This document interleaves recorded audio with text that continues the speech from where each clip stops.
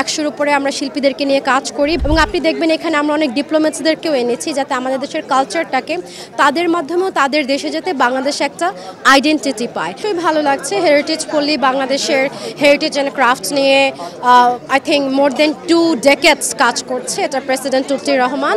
So heritage পল্লীর সাথে হারনেট ফাইন আর্টস কোলাবোরেট করার সুযোগ পেয়েছে। সো আমাদের ভালো লাগছে কারণ হেরিটেজ পল্লীতে উনি যেখানে বাংলাদেশের আর্টিজান এবং ক্রাফটকে তুলে ধরেছে, আমার হারনেট ফাইন আর্টস যেটা বাংলাদেশের 100-র উপরে আমরা শিল্পীদেরকে নিয়ে কাজ করি, বাংলাদেশের সাম অফ দ্য ফাইনেস্ট এবং এমিনেট আর্টিস্টের পেন্টিং এখানে ডিসপ্লে করা হয়েছে আমাদের হেরিটেজ অ্যান্ড ক্রাফটসের সাথে।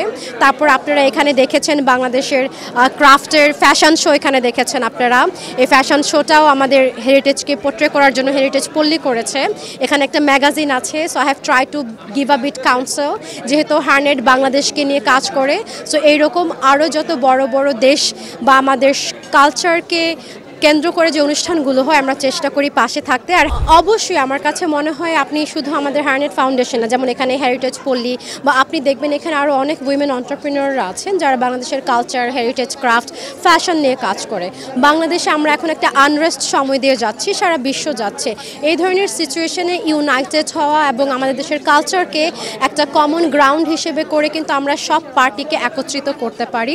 এবং আপনি দেখবেন এখানে আমরা অনেক ডিপ্লোম্যাটসদেরকেও এনেছি যাতে আমাদের দেশের কালচারটাকে তাদের মাধ্যমেও তাদের দেশে যাতে বাংলাদেশে একটা আইডেন্টিটি পায়। কারণ এই ধরনের যত সিচুয়েশন আপনি দেখবেন যেটা আমাদেরকে ডিভাইড করে, দেশ হিসেবে আমাদের দরকার কালচারের মাধ্যমে একটা ইউনিটি বাহির করে আরও বেশি করে এই অনুষ্ঠানগুলো করা। So we have many supporter today.